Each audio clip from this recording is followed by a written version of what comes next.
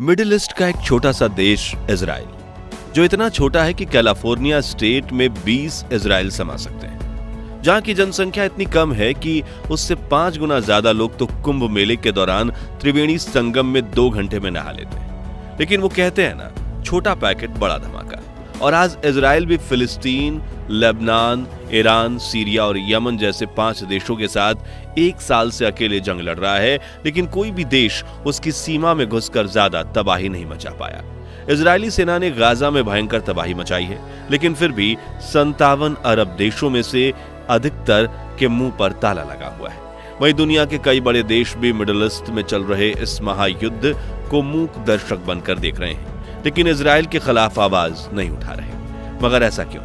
और क्यों कहा जाता है कि इजराइल दुनिया भर की टेक्नोलॉजी से लेकर इकोनॉमी को कंट्रोल कर रहा है? इजराइल की इंटेलिजेंस और मिलिट्री पावर कितनी स्ट्रांग है और क्यों पूरी दुनिया में इजराइल का दबदबा है?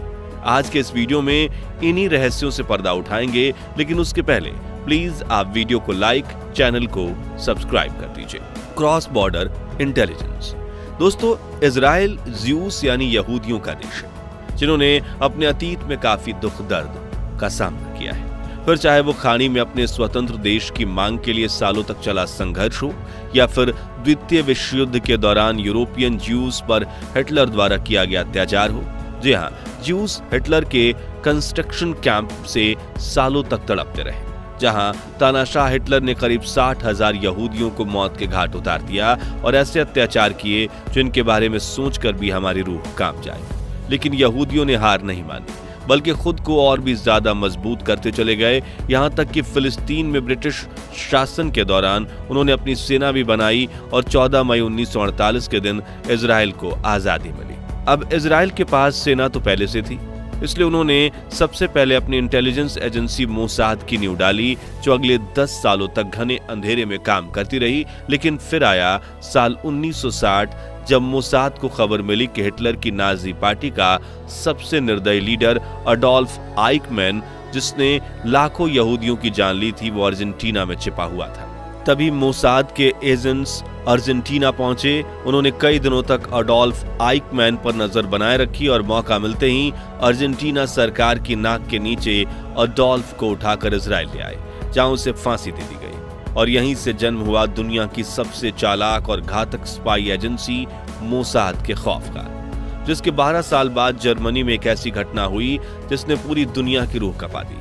दरअसल उस वक्त जर्मनी के म्यूनिक शहर में ओलंपिक गेम्स आयोजित किए गए थे और बाकी देशों की तरह इजराइल के एथलीट्स भी ओलंपिक्स में हिस्सा लेने पहुंचे थे। मगर 5 सितंबर की रात 8 बजे आतंकवादियों ने इन पर हमला किया और 11 एथलीट्स को गोलियों से छलनी करके मार दिया गया। तभी इजराइल ने ऐलान किया कि हम बदला लेकर रहेंगे, और अगले 20 सालों में मोसाद के एजेंट्स ने दुनिया भर में फैले उस आतंकवादी संगठन के एक-एक सदस्य को ढूंढकर मौत के घाट उतार दिया। इसके अलावा मोसाद ने अनगिनत सीक्रेट ऑपरेशंस भी किए हैं। जैसे कि इजराइल का दुश्मन ईरान आज भी एक न्यूक्लियर सुपर पावर नहीं बन पाया, उसके पीछे भी मोसाद का हाथ है। दरअसल साल 2009 में एक ब्रिटिश अखबार में ईरानी सरकार का एक कॉन्फिडेंशियल डॉक्यूमेंट लीक हो जाता है, जिससे पूरी दुनिया में यह खबर फैल गई कि पर्दे के पीछे रहकर ईरान एक सीक्रेट न्यूक्लियर प्रोग्राम पर काम कर रहा है, जिसका नेतृत्व कर रहे थे ईरान के टॉप न्यूक्लियर साइंटिस्ट मोहसिन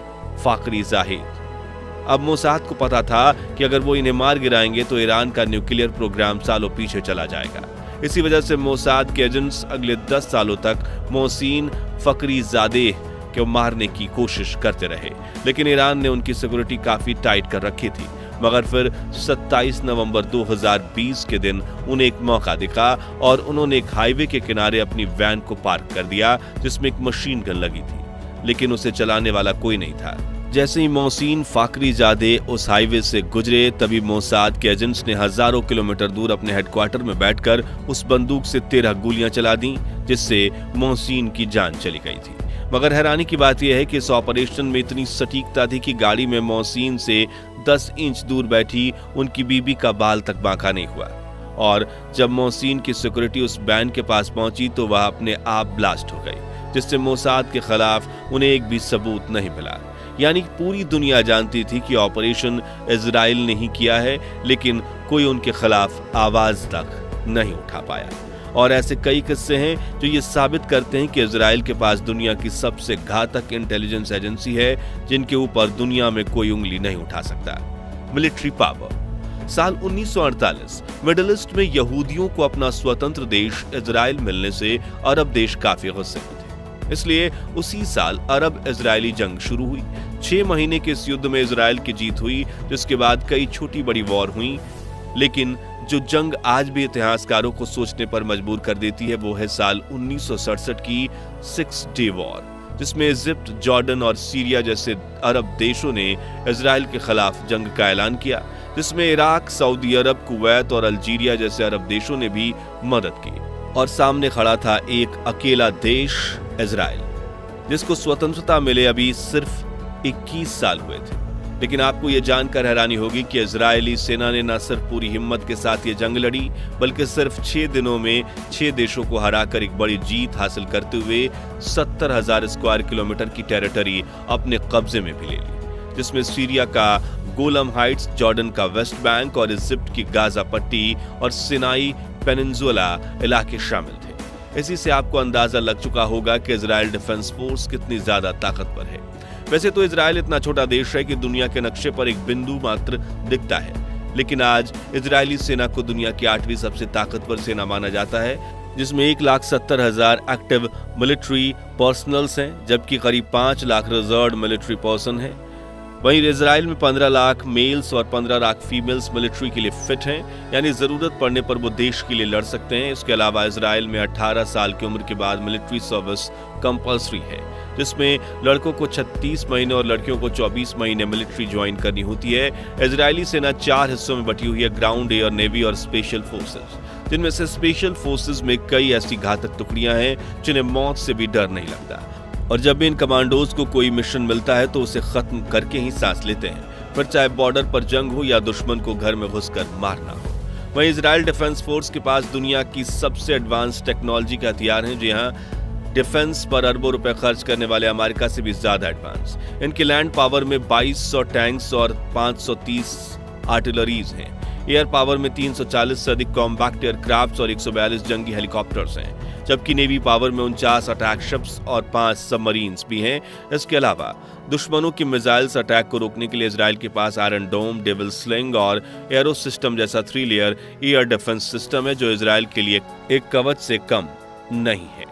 वही बात करें टेक्नोलॉजी की, दोस्तों आपको यकीन नहीं होगा, लेकिन सच्चाई यही है कि पूरी दुनिया की टेक्नोलॉजी इजराइल के यहूदी लोग कंट्रोल करते हैं, और आज टेक्नोलॉजी पर ही इकोनॉमी टिकी हुई है। यानी अगर इजराइल चाहे तो एक झटके में पूरी दुनिया में आर्थिक मंदी ला सकता है और पूरी दुनिया को अपने घुटनों पर गिरा सकता है। चलिए इसके कुछ एग्जाम्पल्स समझते हैं। तो बिल गेट्स की कंपनी माइक्रोसॉफ्ट के फॉर्मर सीईओ और सबसे ज्यादा स्टेक वाले board member Steve Ballmer religion से ज्यूस यानी यहूदी हैं। दुनिया भर में सबसे ज्यादा लैपटॉप बेचने वाली कंपनी डेल के फाउंडर सीईओ माइकल डेल भी जूइश परिवार से हैं।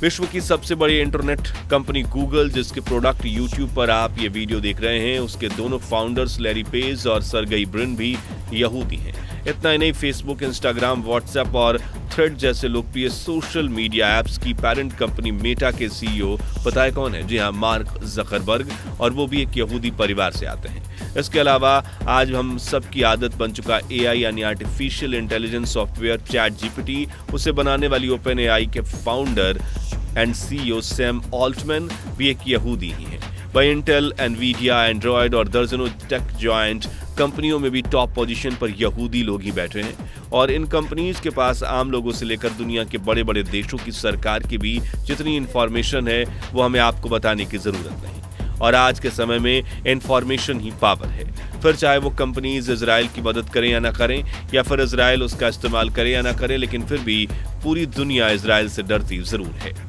तो दोस्तों, मिलिट्री, इंटेलिजेंस या फिर टेक्नोलॉजी, इन सब में इजराइल की कौन सी पावर पूरी दुनिया को हिलाने की ताकत रखती है, इस बारे में अपनी राय हमें कमेंट्स में बताइए। वीडियो पसंद आई हो तो लाइक शेयर करके 5100 लाइक्स के लक्ष्य को हासिल करने में हमारी मदद कीजिए, और ऐसी ही दिलचस्प वीडियोस के लिए हमारे चैनल को सब्सक्राइब करके पास वाली घंटी जरूर बजा दीजिए। जय हिंद, जय भारत।